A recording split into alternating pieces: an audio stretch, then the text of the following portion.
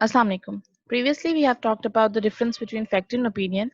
Then we also discussed how we can develop an opinion. We discussed some examples in formal context, and then we also discussed some examples in informal context. Now we would discuss uncertainty of an opinion.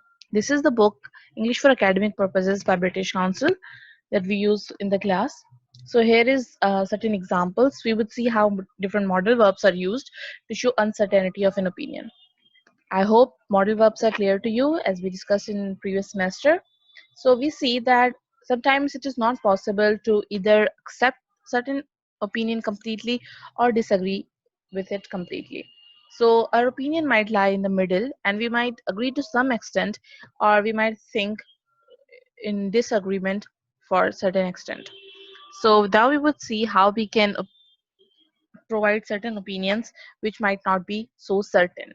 By certain, we mean that are confirmed and we are so sure about them. By uncertain, we mean that we agree to it to some extent, but we are also not so 100% sure. Okay, so depending upon how much sure we are, we can develop our opinion accordingly. Okay, so let's see. One example is good. For example, let's see this statement. This statement, war could affect natural resources, is less certain than war affects natural resources. So we see when there is this sentence here in italics, war affects natural resources, that is in statement. Okay, there is no modal verb used and it is just a simple indefinite sentence.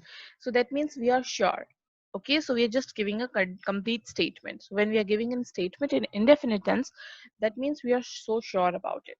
But when we say war could affect natural resources, in that context, we mean that it can do that. Okay, that is not 100% sure, but it could do something what we are talking about. So in this context, war could affect natural resources. Okay, let's see some examples so it might be clear.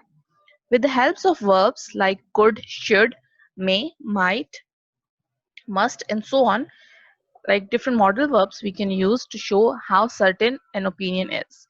So in this list, we have been given some sentences and different modal verbs, and they move from the most certain to the least certain. Okay, so let's see first and last sentence first, then we can see the middle range sentences. So climate change is a reason for emerging conflicts. So when we say climate change is a reason, that would mean that it is so sure that it is the reason for emerging conflicts. So it is a statement in indefinite tense that we give and we are 100% sure that it is the reason. And if we negate this sentence, climate change is not a reason, that means we disagree with the idea completely. While to some extent we might agree to this and to some extent we might disagree. So there could be varying opinions according to what we think and how certain we are about our opinion. So if we say climate change must be a reason for emerging conflicts, that means we are not giving a 100% sure statement, but we agree to it for most extent. So we would move from most certain and statement of indefinite tense to least. Okay, so here we would go accordingly. So when we say climate change is the reason, we are so sure. Climate change must be the reason, that means we agree to it for the most part. Now, if we say climate change can be a reason, that would mean we are in the middle. We think it can be, but to some extent we also think it cannot be. But again, this is closer to agreeing, so this is little bit certain than maybe.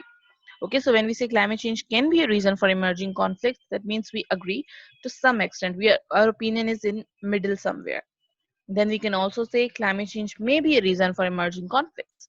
Okay, so that means we disagree more, but we can also agree. So we can say it may be. We are not so sure about our opinion, and our opinion is uncertain.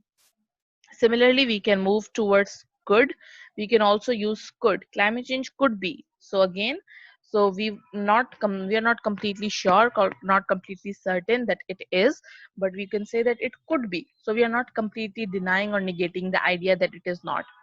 Okay, so that's here we are using could.